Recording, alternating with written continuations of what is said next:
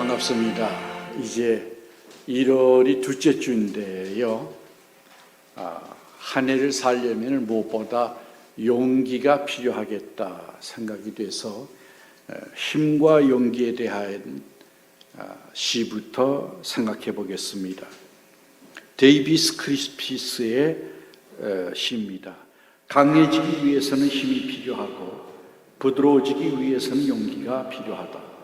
자신을 방어하기 위해서는 힘이, 방어 자세를 버리기 위해서는 용기가, 이기기 위해서는 힘이, 져주기 위해서는 용기가, 확신을 갖기 위해서는 힘이 필요하고 의문을 갖기 위해서는 용기가 필요하다. 조화를 이루기 위해서는 힘이, 전체의 뜻에 따르지 않기 위해서는 용기가, 다른 사람의 고통을 느끼기 위해서는 힘이, 자신의 고통과 마주하기 위해서는 용기가 필요하다. 자신의 감정을 숨기기 위해서는 힘이 필요하고 그것을 표현하기 위해서는 용기가 필요하다. 학대를 견디기 위해서는 힘이 필요하고 그것을 중단시키기 위해서는 용기가 필요하다. 홀로 서기 위해서는 힘이 필요하고 누군가에게 기대기 위해서는 용기가 필요하다.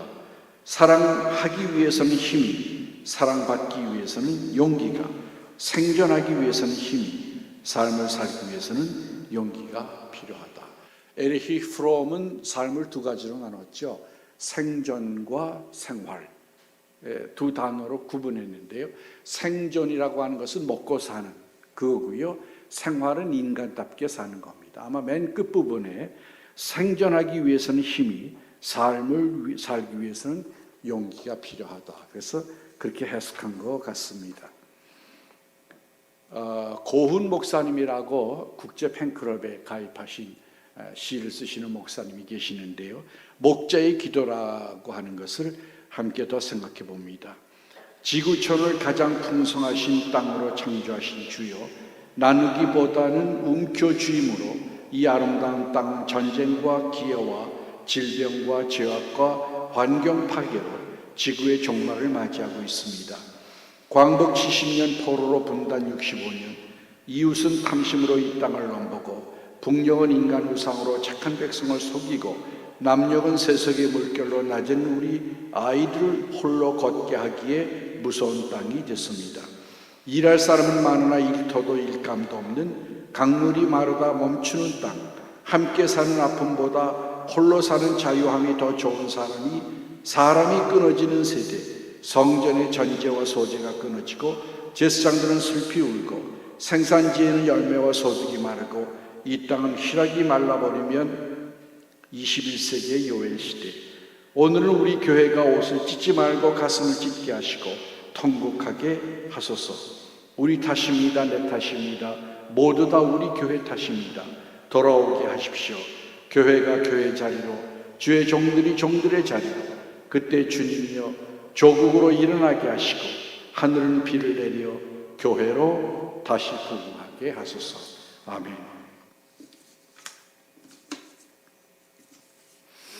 시편 19편 2절에 보면 지식이 없는 소원은 선하지 못하고 발이 급한 사람은 잘못 가느니라 그랬습니다. 소원이 많죠. 새해에 특별히 소원에 축복을 하는데 지식이 소원과 일치해야 이루어진다는 뜻입니다. 지식이 뭘까요? 하나님이죠. 하나님과 일치하는 소원, 그건 반드시 이루어집니다. 오늘 달란트 비유는 여러분이 너무나 잘 아는 비유이죠.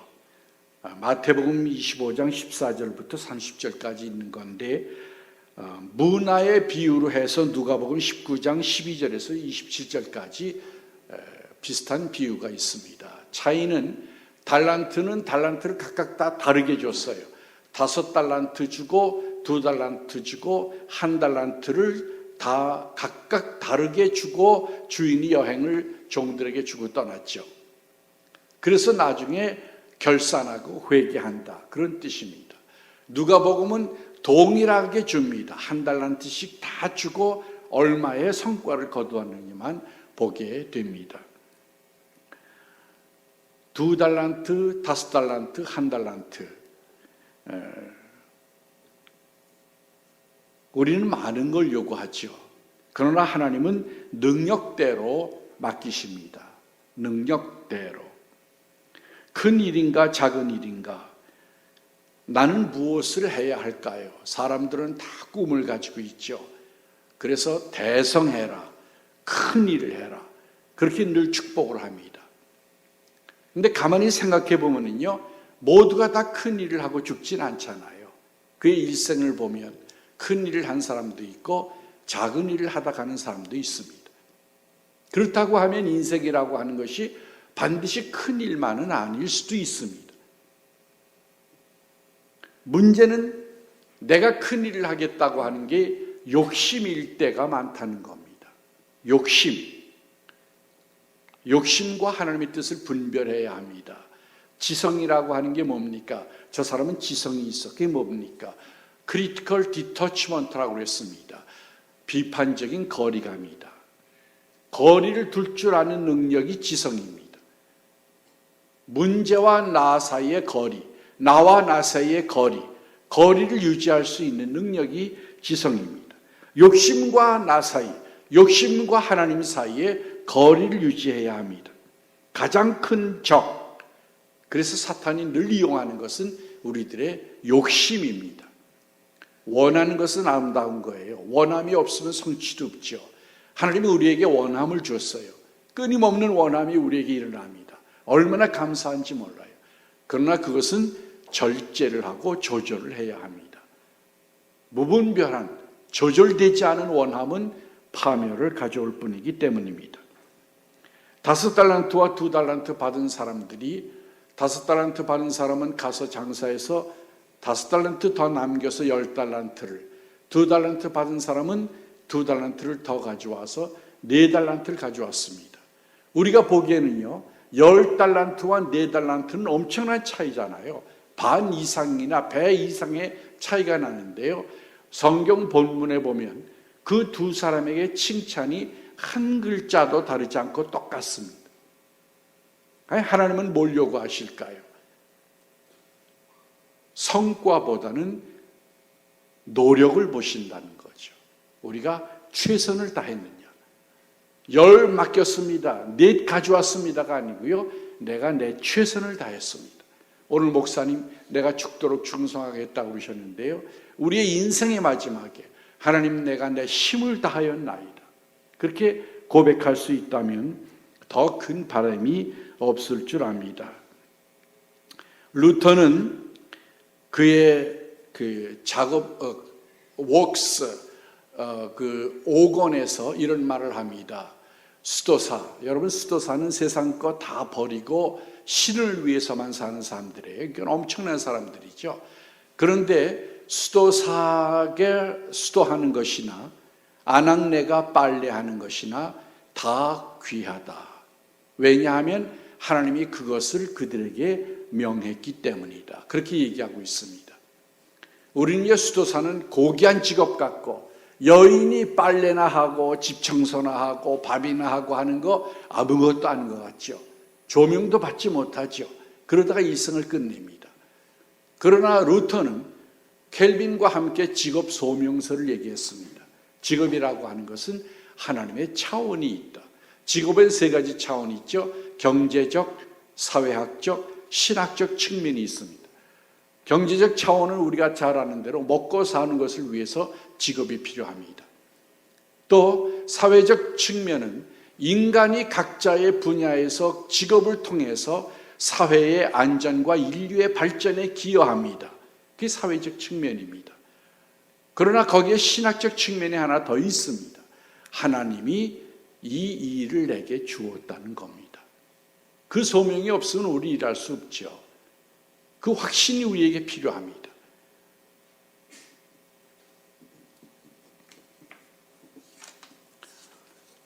큰 그릇과 작은 그릇, 디모데후서 2장 20절에 보면 큰 집에는 금그릇과 은그릇뿐 아니라 나무그릇과 질그릇도 있어 귀하게 쓰는 것도 있고 천하게 쓰는 것도 있나니 그러므로 누구든지 이런 것에서 자기를 깨끗하게 하면 귀히 쓰는 그릇이 되어 거룩하고 주인의 쓰심에 합당하게 하고 모든 선한 일에 준비함이 되리라 그랬습니다. 큰 그릇만, 금그릇만, 귀한 그릇만 요구하지 말고요, 성경은 깨끗한 그릇이 되어라. 하나님이 쓰는 건 금그릇이 아니라요. 만약에 여러분 금그릇에 오물이 가득 찼다고 하면 그거 쓸 수 없잖아요. 거기다 뭘 담아 먹겠어요. 그러나 나무 그릇이라도 정갈하고 깨끗하면 밥을 먹을 수 있잖아요. 하나님이 쓰시는 것은 크고 귀한 게 아니고요, 깨끗한 그릇입니다. 정결한 그릇, 거룩한 그릇. 하나님이 왜 예수 믿게 하십니까? 거룩해지라고, 거룩한 백성이 되라고. 그게 하나님의 콜링입니다. 모두 영웅이 되려고 하는데 그건 잘못된 생각입니다. 영웅은 시대가 어려울 때 필요한 겁니다. 난세에 영웅이 필요한 거고, 평상시에는 훌륭한 시민들이 더 많이 필요합니다. 기업도요, 국가가 시작될 때 초반기에는 대기업들이 많이 필요하지만 국가가 성장하고 나면 중소기업들이 더 많이 역할을 해줘야 합니다. 깨끗한 그릇이 필요합니다. 심포니에서 솔리스트만이 필요한 게 아니라 모든 각각의 연주자들이 다 필요합니다. 그들이 있어서 훌륭한 음악이 나오는 겁니다. 큰 일보다는 귀한 일을 하려고 해야 합니다. 귀한 일은 하나님이 주시는 일입니다. 귀하고 천하고의 구분은 사람이 결정하는 게 아닙니다. 하나님이 결정하는 겁니다. 창의성과 자발성, 그리고 최선을 다하는 것, 이 모든 것들을 이 비유는 우리에게 요구하고 있습니다. 내가 얼마나 창의적으로 노력을 해서 내게 주신 재능을 다 발휘하고 써서 일을 하느냐, 그게 문제입니다. 그렇게 되기 위해서는 감사가 깔려 있어야 합니다. 기본적으로 감사해야 능력이 납니다. 아이고, 이 일은 내가 왜 해? 그러면요, 거기 능력이 없어요. 시키는 거 겨우 하고 말죠. 그러나 감사하면 뭔가 더 해보려고, 주인에게 감사하면 주인을 위해서 더 해보려고 애를 쓰죠. 그러다 보면 좋은 결과가 오게 되는 겁니다. 예수님은 33살에 다 이루었다 하고 돌아가셨습니다. 제자 학교를 세우셨습니까? 교회당을 지으셨나요? 성령을 보내주셨나요? 아니요. 아무것도 된 게 없어요. 제자들은 각자 흩어져서 고기나 잡으러 가겠다고 할 때였고요. 교회당은 하나도 세워지지 않았으며 성령은 아직 하나님의 역사를 위해서 필요한데 오시지도 않은 때입니다. 그러나 그때 예수님은 다 이루었다 하고 돌아가셨습니다. 왜요? 하나님의 관점에서는 하나님이 명령한 걸 다 하셨기 때문입니다. 그게 우리의 사명을 벗는 날입니다. 하나님이 내게 원하시는 것, 그걸 해야 합니다. 하나님은 모두에게 탤런트를 주셨습니다. 다 행복할 수 있습니다. 사명을 주시고 사명만 주는 게 아니고 감당할 능력과 환경을 주십니다. 옆을 보지 말고 그래서 하나님을 봐야 합니다. 우리의 평가의 기준은 사람이 아니고 하나님입니다. 너무 옆을 많이 봐서 현대인들이 실족합니다. 자신에게 정직하고 하고 싶은 일, 할 수 있는 일을 하시기 바랍니다. 29절에 보면 무릇 있는 자는 받아 풍족하게 되고 없는 자는 그 있는 것까지 빼앗기리라 그랬습니다. 이게 세상의 법칙입니다. 있는 사람은 눈덩이같이 더 자라나고요, 없는 사람은 있는 것도 없어져요. 왜요? 활용을 안 하기 때문에. 노력도 안 하고 활용을 안 하니까 점점 더 줄어들게 마련입니다. 그러므로 환경을 탓하지 말아야 합니다. 예수님을 보세요. 그의 제자들을 보세요. 어부들이에요. 그 사회의 아주 하층입니다. 하층.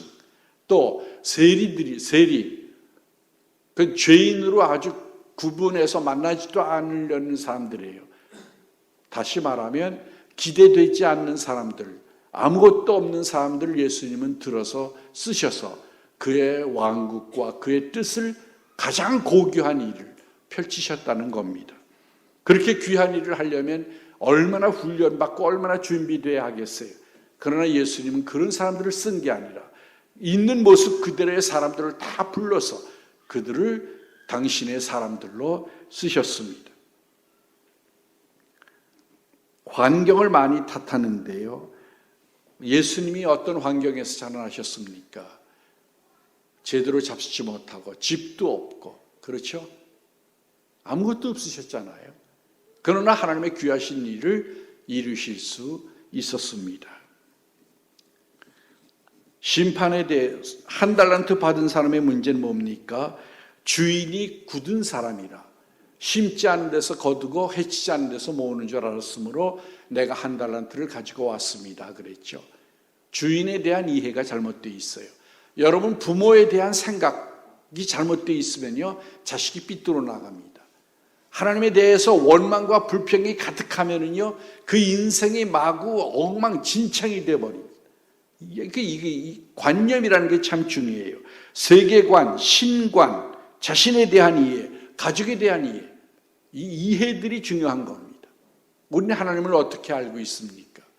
벌 주는 하나님? 필요할 때만 도와주는 하나님? 그럴까요?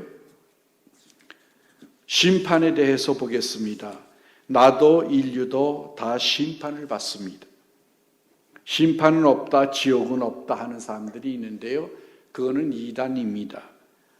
예수님은 지옥을 아주 생생하게 표현했어요. 불이라든가, 불 속에 불이라든가, 또 이를 갈다든가, 운다든가, 실제적인 개념들을 쓰셨습니다. 상징적인 개념 쓰지 않으셨어요. 지옥은 실제한다는 얘기입니다. 천국의 비유에서 다 특색들은 시기가 있다는 거예요. 주인이, 왕이 떠났다. 나중에 심판하러 온다. 공백이 있는 거예요. 우리 인생이 바로 그렇게 주어진 공백입니다. 기회입니다. 정거장입니다. 심판은 반드시 있는 겁니다. 기독교의 역사관은 직선입니다. 시작이 있고 끝이 있는 역사관입니다. 원이 아니에요. 회귀, 돌아가는 순환이 아니고요. 시작과 끝이 있는 직선적인 역사관입니다. 하나님에 의해서 시작됐고 하나님에 의해서 끝이 나눌 것입니다. 역사 안에 내재하는 하나님의 심판을 보면서 우리는 하나님을 볼 수 있어야 합니다. 부정의한 사람은요, 당장은 성공할지 몰라도 언젠가는 반드시 망합니다. 역사를 보면 부도덕한 사회와 국가는 반드시 망합니다. 로마가 얼마나 유명했습니까? 천년 왕국을 누렸잖아요. 한 나라가 천년 유지한다는 건 가능한 일이 아니에요. 대단한 일이죠. 그걸 끌고 간 건 법정신입니다. 법이 발달했거든요. 그러다 부패하기 시작하니까 그 나라가 망하게 된 겁니다. 역사 안에는 심판의 손길이 있습니다. 우리가 보잖아요. 그게 하나님의 손입니다. 하나님의 심판입니다. 그리고 마지막 때에 온 인류는 완전한 심판을 받게 될 겁니다.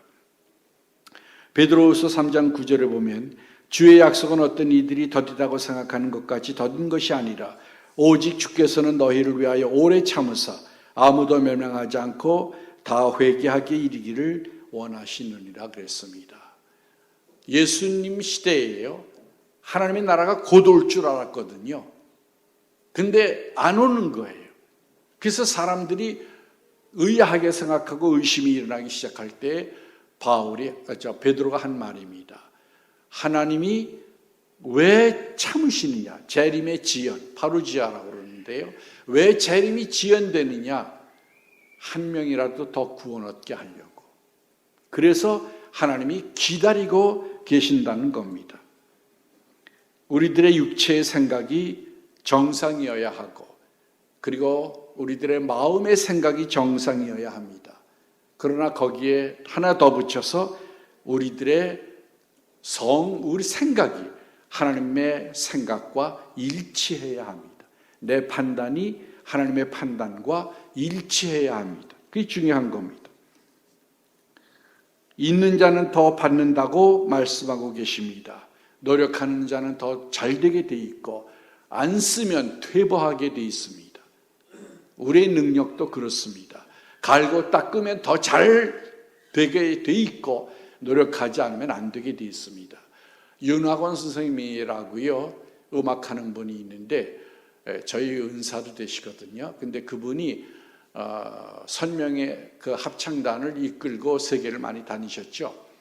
대담을 하는데 어떻게 그렇게 소리를 만드실 수 있습니까? 그랬어요. 창법도 달라지셨거든요. 발성법이. 그랬더니 그 선생님이 대답하는 말이 연습밖에 없다고 그랬어요. 200번이고 300번이고 부른다는 거예요. 한 곡을. 연습밖에 없다.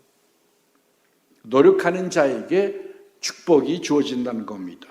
보너스는 두 가지 개념이 있습니다. 하나는 노력하는 자에게 뜻하지 않은 보상처럼 내리는 보너스가 있고요. 또 하나는 생각지도 않았는데 오는 보너스가 있습니다. 그걸 우리는 은혜라고 부릅니다. 내가 미처 생각하지 못한 거, 내 힘으로 가능하지 않은 거, 그것들이 우리에게 옵니다. 하나님이 필요하면 우리가 구하지 않아도 주시기 때문입니다. 좋은 학교, 좋은 학군, 상류사회, 인류사회에 모두 가길 원하죠. 그렇다고 하면 하나님의 세계에 들어가면 얼마나 좋을까요? 하나님과 교제하면 얼마나 좋겠어요? 공부한다는 게 뭡니까? 좋은 사사를 만나는 거예요. 인격자, 학문이 있는 사람, 능력 있는 사람을 만나기 위해서 우리는 공부합니다. 우리가 하나님과 교제할 수 있다면 그 이상의 스승을 만날 수 있을까요? 더 많은 일을 주시는 것이 상급이고 또 주인의 즐거움에 참여하게 하는 게 상급입니다. 참여, 나누는 거예요. 주인의 기쁨을 나누는 거예요. 하나님의 선하심을 맛보아 알라고 그랬어요. 하나님이 선한데 예수 믿으면서도 하나도 그 경험을 못하면 안 되잖아요. 하나님의 선하심을 맛보아 알아라. 그 7080 노래 여러분 잘 아시죠? 조영남 씨라든가 이런 사람들 노래를 하는데요. 그 팬들이 이제 다 왔겠죠. 근데 그 팬들 중에서 한 분이 이런 얘기를 해요. 당신과 같은 시대에 살아서 영광입니다. 최대의 찬사죠. 당신과 같은 시대에 살아서 영광입니다. 우리는 어느 시대에 누구와 어느 공간에서 사느냐가 운명이에요. 그 당신과 같은 시대에 살아서 우리는 하나님 당신과 같은 분을 믿을 수 있어서 영광입니다. 이 고백이 여러분의 고백이 되길 바랍니다. 초대교회는 참여하는 교회였습니다. 사도행전 2장 42절에 보면 그들이 사도들의 가르침을 받아 서로 교제하고 그랬습니다. 이 코이노니아라고 하는 것이 파티시페이션이에요. 서로 참여하는 거예요. 자기가 가지고 있는 걸 다 가져오는 거예요.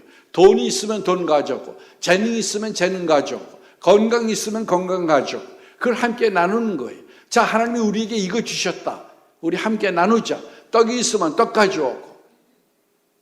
그게 초대교회였어요. 우리는 목자의 기도에서 아까 얘기했지만요. 함께 나누는 것보다는 혼자 즐기는 것을 더 좋아하잖아요. 그건 잘못된 거죠. 교회는 교제가 풍성하길 바랍니다. 영적 은사들을 풍성히 나누고 영적 교제와 교훈들을 풍성히 나누고 능력들을 함께 나누는 공동체가 되길 바랍니다. 하나님을 만나야 합니다. 상품에는 반드시 설명서가 따라오죠. 매뉴얼. 인간에게도 설명서가 있어요. 여러분도 몇십억 되는 데서 단 한 명의 인간이거든요. 똑같은 게 아니에요. 여러분 고유 번호가 상품마다 있듯이 여러분에게도 하나님에게 아마 코드가 있을지 몰라요. 번호가 있다고 하면요. 한 명이에요. 인류 역사상 한 명. 그럼 그 무슨 뜻이 있지 않겠어요? 그게 우연일까요? 그걸 우연이라고 보는 것보다는 신의 무슨 뜻이 있을 거라고 보는 게 더 합리적이지 않겠어요? 인간에게 설명서가 있고 나의 설명서가 있습니다. 인간 설명서에서 제일 중요한 거 하나님을 만나라. 1번 하나님을 만나라예요. 그게 해답입니다. 거기부터 문제가 풀리기 시작하는 거예요. 그게 진실이요. 진리입니다. 옆이 아니라 앞을 보고 위를 보고 하나님 안에서 자기가 발견되어야 되고 하나님 안에서 내가 결정되어야 합니다. 인생은 아까 말씀드린 것처럼 정거장이요. 기회입니다. 하나님과 동행하는 것이 최선임을 알아야 합니다. 하나님은 언제나 우리를 기다리고 계십니다. 우리가 가기만 하면 됩니다. 하나님은 우리를 돕기를 원하십니다. 그래서 성령의 별명이 뭡니까? 헬퍼, 돕는 자입니다. 왜 도움을 못 받고 삽니까? 하나님께 요구하지 않아서 그래요. 구하라 그러면 너에게 주실 것이요 찾으라 그리하면 찾아낼 것이요 문을 두드리라 그리하면 너희에게 열릴 것이니. 구해보세요. 자꾸 두드려보세요. 반드시 응답이 있습니다. 하나님이 응답하실 때까지 두드려보세요. 왜요? 하나님은 돌아가시지 않고 살아계신 분이기 때문에 두드리면 응답이 반드시 있습니다. 영적인 삶이 없다면 인간이 뭘까요? 인간이 뭐냐는 정의의 가장 대표적인 클래시컬 디피니션이 뭡니까? 이성적 동물이라는 거죠. 한마디로 그냥 동물이에요. 만약 우리의 삶 속에 영적 차원이 없다면 인간도 그냥 동물이에요. 동물인데 이성을 가지고 있는 거 하나 다른 거예요. 그게 전부일까요? 그렇진 않잖아요. 하나님이 인간의 마음속에 하나님을 사모하는 마음을 줬다고 그랬어요. 영이 우리에게 있어요. Spirit, Soul, Mind, Body 그러잖아요. Spirit, 영이 우리 안에 있어요. 이건 동물에게 없는 거예요. 이성적 동물이 아니라요. 하나님이 창조하신 인간이에요. 그게 다른 겁니다. 그러므로 영적 삶이 있어야 돼요. 영이 있기 때문에 그걸 발전시키는 삶이 필요한 거예요. 그걸 퇴보시키고 죽여버리면 그의 삶은 정말 동물이 되고 마는 겁니다. 영의 세계를 개발해야 합니다. 육도 환경도 귀하지만 영의 차원은 더 귀한 겁니다. 결론으로 천국의 질서는 무엇인가? 첫째, 능력은 다 주어진다. 두 번째, 안 주신 것은 요구하지 않으신다. 쓸데없는 열등감이나 스트레스는 가질 필요가 없다는 얘기죠. 셋째, 하나님은 벌 주시길 위한 분이 아니라 상 주시길 기뻐하시는 분이다. 상 주시길 기뻐하시는 분이다. 넷째, 성과보다는 노력이 천국의 질서이다.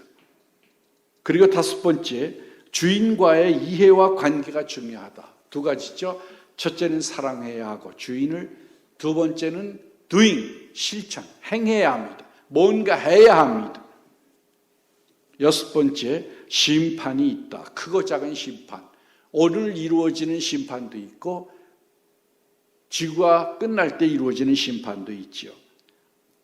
일곱 번째, 하나님의 즐거움에 참여하는 백성.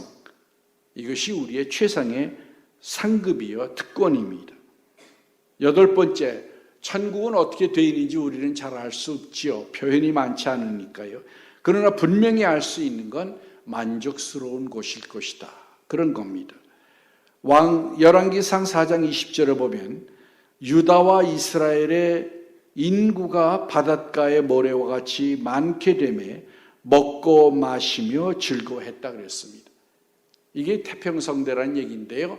먹고 마시고 즐거워했다. 다 평안하고 잘 되니까 인간이 먹고 마시고 즐거워하는 거예요. 먹고 마시는 게 얼마나 중요해요. 그렇잖아요. 그런데 성경은 뭐라고 합니까?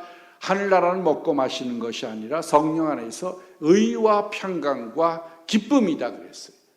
그러니까 먹고 마시는 즐거움이 굉장한 건데 천국은 그것보다 더 나은 질서라는 거죠. 구원은 하나님의 영광에 참여하는 겁니다. 에베소서 1장 18절에 보면 영광의 유업이라고 그랬어요. 여러분이 받을 유업, 재산, 상속받을 하나님께로부터 받을 유업, 영생, 그거는 영광입니다.